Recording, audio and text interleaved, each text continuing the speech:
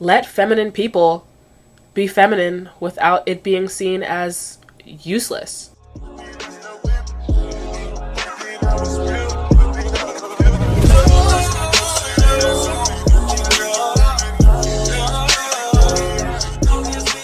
Hey everybody, welcome back to my channel. If you're new here, my name is Imai and today's BTV Tuesday. BTV is a series on my channel where we watch an episode of a cartoon while I put my makeup on. Today we're not talking about a specific episode, we're talking about the whole damn show because I love Bratz. I love Bratz. Bratz was like, I had all the dolls. Not all the dolls. When I was a kid, my mom didn't let me have white dolls, and I'm actually really appreciative of that. I had like all the brown girl dolls. Movies, I think all of the movies and the entire series is on the same platform you're currently watching, and I don't want to get anyone in trouble with, I don't know if you can even get in trouble. We'll talk about it. But today I want to talk about how the Bratz TV show failed us because it has so much potential to be a good show and it just didn't work out. So let's get started. So Bratz the TV series was on from 2005 to 2008 on a channel called 4Kids TV. 4Kids TV was like sort of a spin-off channel. It started off as like a segment on Fox in the morning times with like a whole bunch of cartoons. Like Bratz was there, and then like a few other not iconic, but a few other cartoons. Like Winx was on there, I think. You're watching the 4Kids Free Allowance Sweepstakes. The Teenage Mutant Ninja Turtles will be right back. On a new Sonic X, it's an intergalactic attack as Eggman teams up with the Meta-Rex to destroy Sonic and the crew. 4Kids TV was then picked up as its own separate network, but it still had its ties to the original network of Fox. Now, a lot of places did not get this network. I tried to read up on it, but I can't lie to you, some of it was very confusing. But some channels didn't get it because due to the Children's Television Act, it was basically like a kind of law. I didn't research the Children's Television Act too much, but it's basically like a minimum requirement of how much TV a child can, like, not a child can watch, but that can be played or broadcast. That can be broadcast that is educational. So out of like the 20 or 30 shows that premiered on 4Kids TV, Bratz was not one of the shows that were deemed educational, so it wasn't run as much as some of the other shows on the network. It's like this really long, super complicated history that I kind of can't understand. I can't lie to y'all. But another network ended up picking up some of the shows from 4Kids TV. I think it was like the Kids WB or the WB, which later turned into CW, which later turned into Pix 11. I think it turned into Pix 11, at least in my area it turned into Pix 11. And it's just a lot of shows got dumped or left behind during all of these network switches. And Bratz was one of those shows that just did not get the attention that it sort of deserved. Now, the Bratz TV show was about the four Bratz, Chloe, Sasha, Yasmin, and Jade, and they were in high school, and they had their own teen magazine called Bratz Magazine, and we saw like their difficulties managing the magazine and also managing school, and then also the rival magazine, oh my god, what was it called? I named the rival magazine called Your Thing Magazine, which was run by Berdine Maxwell and her two like assistants, Kirsty and Casey, the twins, the Tweevils, and like all of their issues with that, and then like boy issues and like all that other stuff. I am Berdine Maxwell, the founder, president, editor-in-chief of Your Thing magazine and the reigning queen of fashion, and I demand my royal suite. No! So season 1 is totally iconic. Like season 1 had, the show didn't have very good plot lines to begin with, but it was entertaining and it was really, really, really cute. The animation style is ungodly. Like if you're one of the, there's very few shows that I can't watch because of the animation style, and Bratz is teetering on that scale for me. One show that I really can't watch because of the animation style, y'all are gonna hate me, Daria. I just can't. It's just so gaudy to me. I just can't look at it for too long. Like, I tried to sit and watch Daria because, of course, it's an iconic show, but something about the animation of that show, like, kills me. Season 1 had the most iconic voice actors. You could tell they had, like, a good, but, like, someone really thought that this would take off as a show because they had a fantastic voice cast, and that's probably where all the animation money went to be completely honest. Oh, that's really light. So Chloe was voiced by Olivia Hack. Olivia Hack, if you don't recognize her name, has done some super iconic voice work. She was Ty Lee on the Avatar: The Last Airbender. If you don't know, I love Avatar.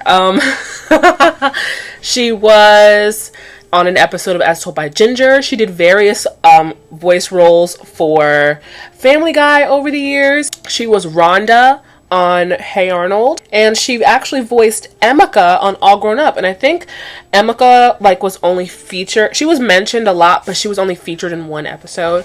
But Olivia Hack has done some stuff. That must have been fairly big budget. And in 2005, Avatar was popping. I think All Grown Up was also in its first season.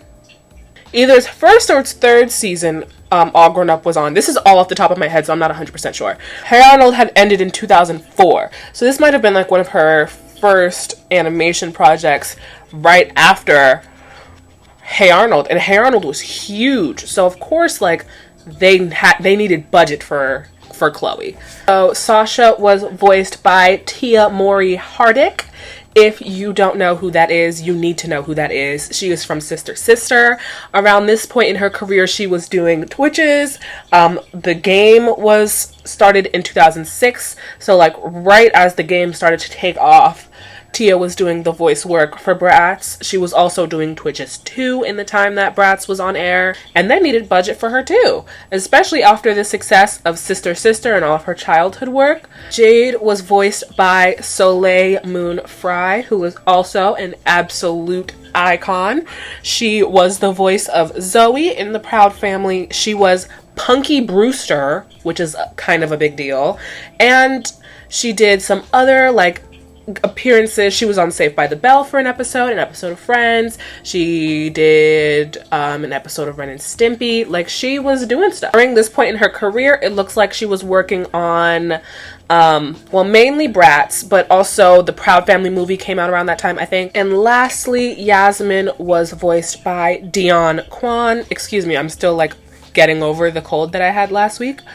Dion Kwan, who was the voice of Kimmy Finster on All Grown Up, which was running at the exact same time as Bratz was. She was the voice of Kimmy Finster on Rugrats as well, because they all reprised their roles for All Grown Up. She was on an episode of Cow and Chicken, and she also voiced Trixie Tang from, I keep wanting to call it Timmy Turner, from Fairly Odd Parents. She was also Trixie Tang.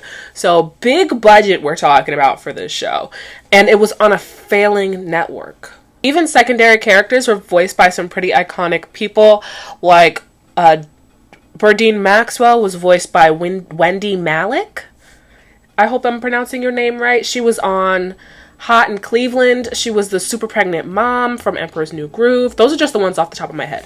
But she's very famous. All that to say, big budget needed for season 1 to get all these people on board. And it seemed like the network had a lot of faith in the show for hiring all these big budget voice actors. And that's probably why the animation was so shit, because they spent all their money trying to get people to voice these characters.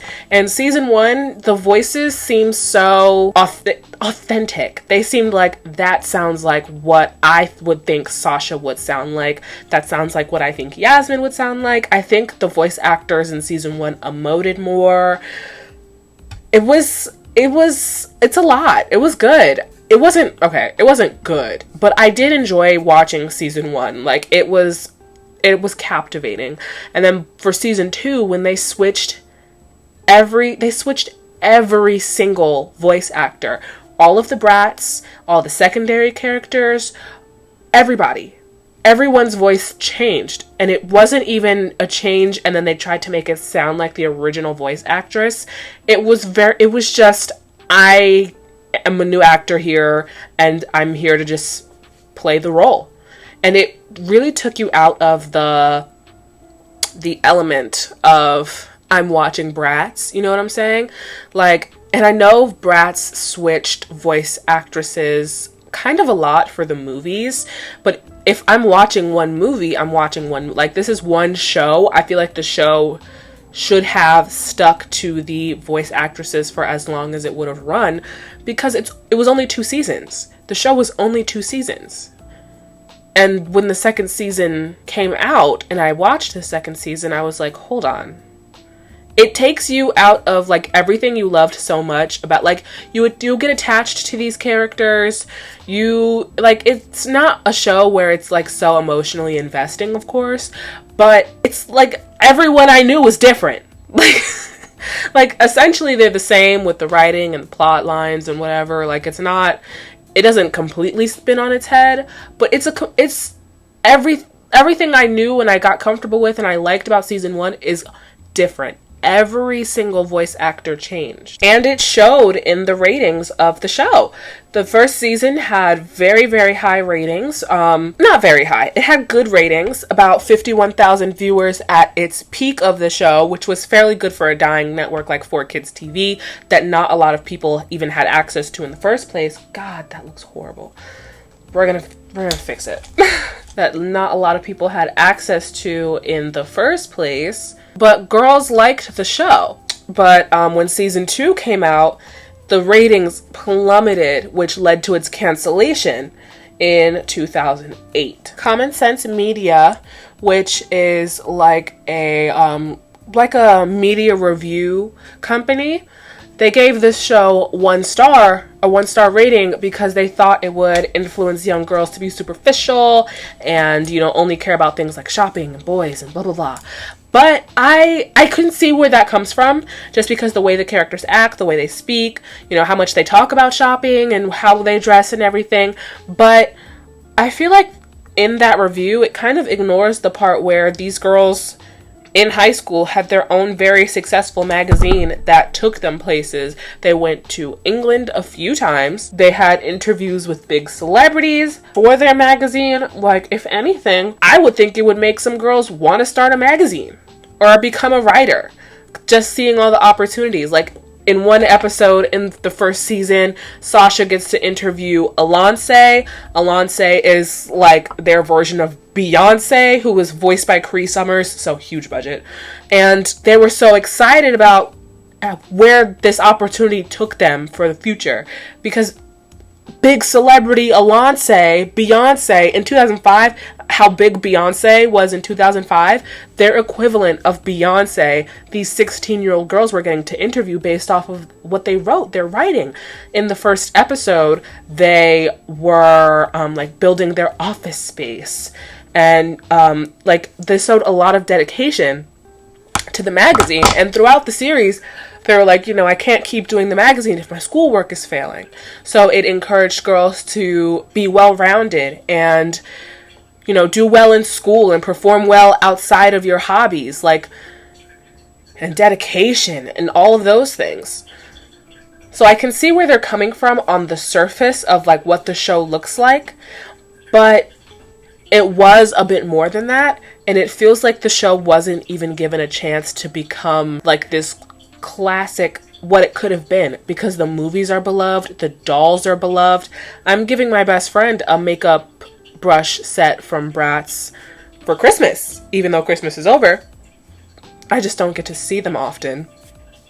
But Bratz are iconic dolls. They're iconic dolls.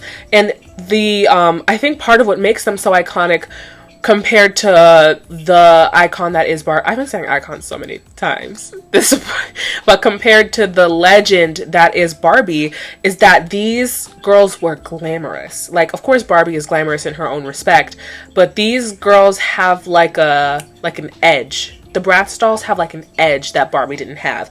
Barbie's like this classic pretty girl, but the Bratz, they would wear like short skirts and crop tops and like funky outfits, and their hair was done all cool, and like kind of launched the aesthetic of today. I think a lot of girls now, girls like myself,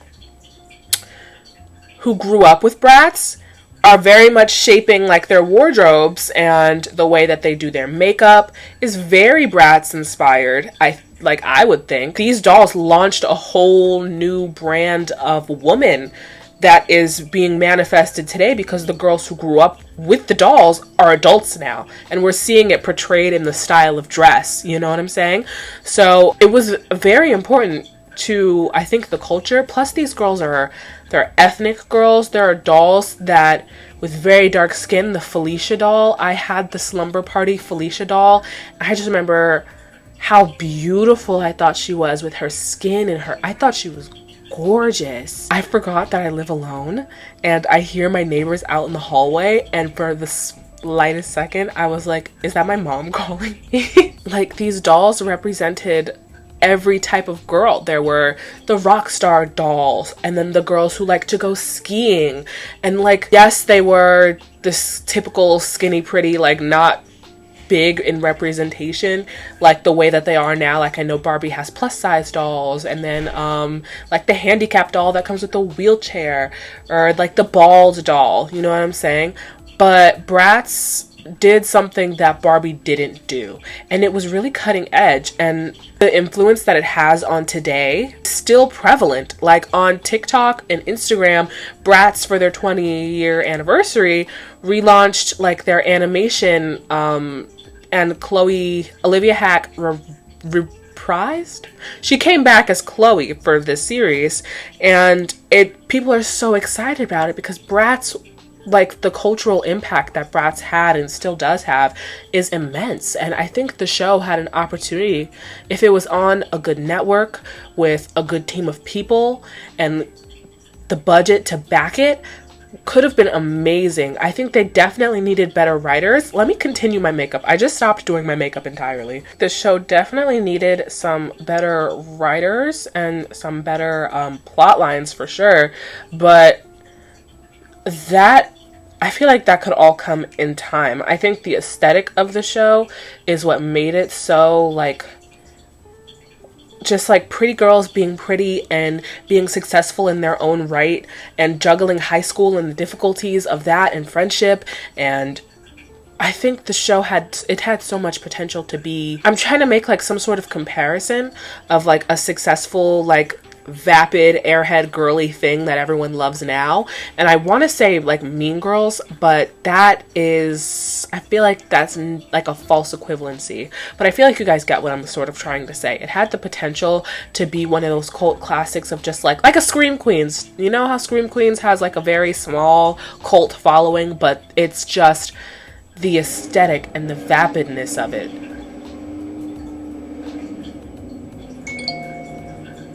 I know the garbage truck is not outside my window right now as I decide to film. You know what I think it was?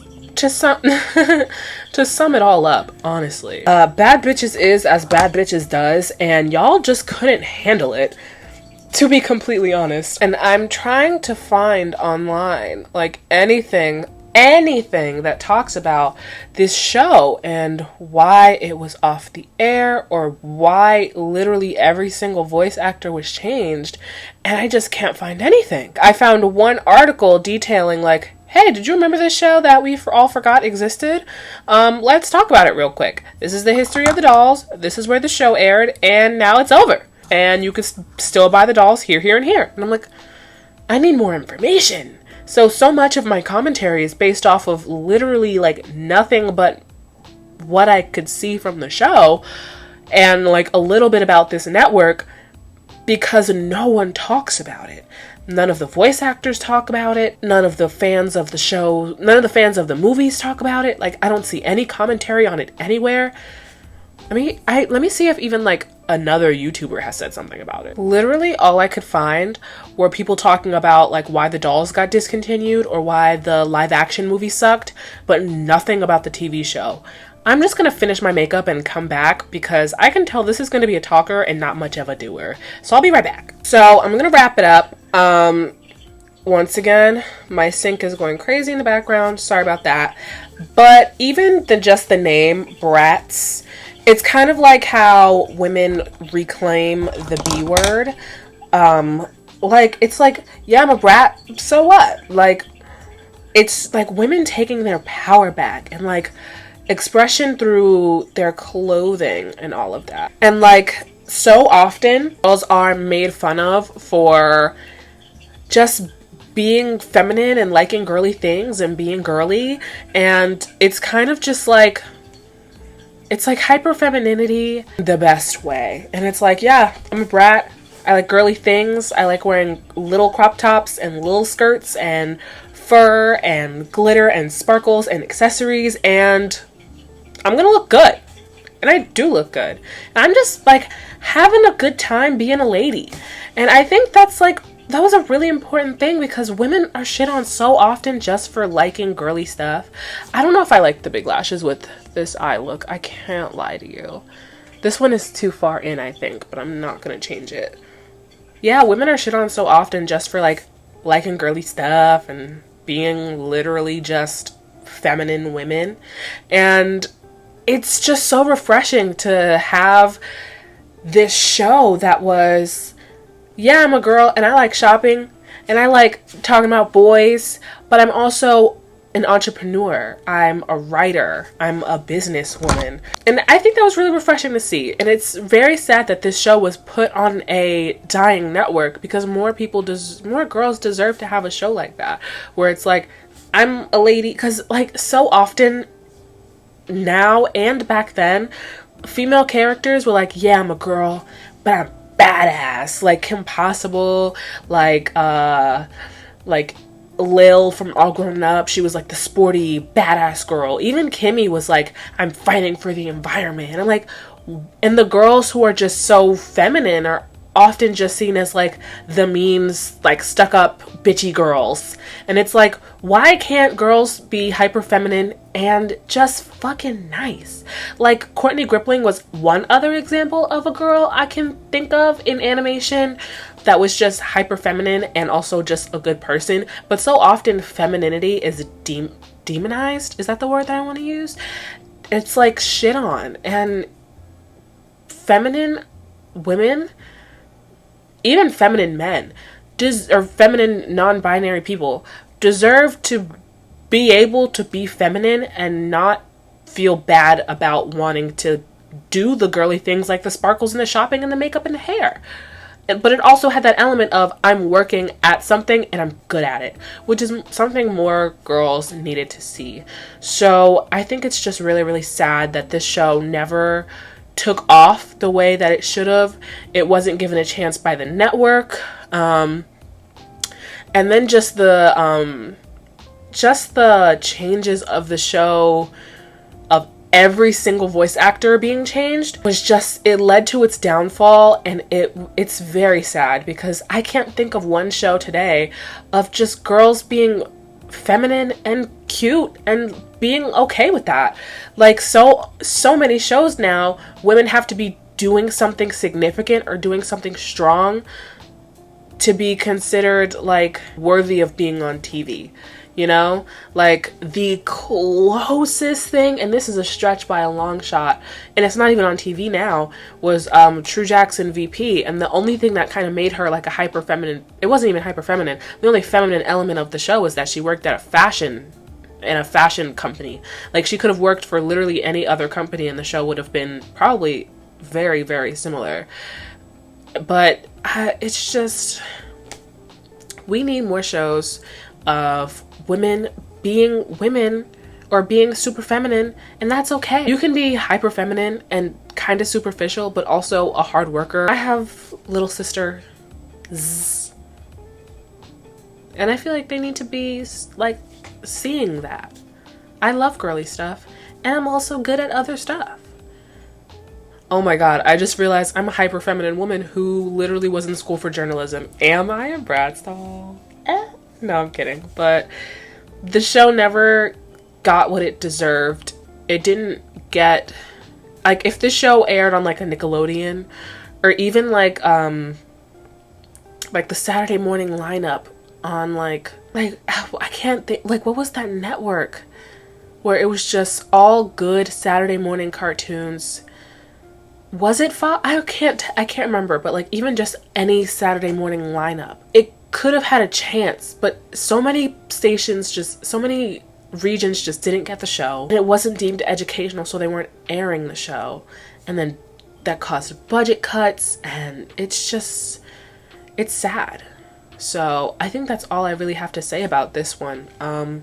Let feminine people be feminine without it being seen as useless. I love being feminine. This makeup, like, I love all of this. The glamour, getting dressed up, it feels great. Taking a good shower, it feels great. Just like one of those good, all like 12 body products that literally just pile nice scents on you and you come out smelling nice. It feels good. There's nothing wrong with being feminine, and girls now need to know that. I think that's all I have to say about this. And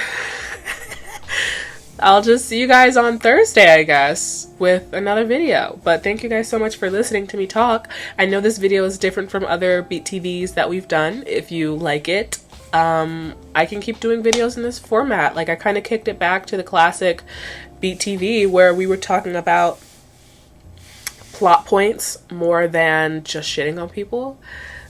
So, I don't know. I think that this was a good one. I hope you guys think so too, because I don't want this video to be as underrated as the show was. So I will see you guys on Thursday. Thank you guys so much for watching and subscribing. Thank you guys so much for getting me to 1,000 subscribers. I hope you have a wonderful, prosperous new year, and I'll see you Thursday.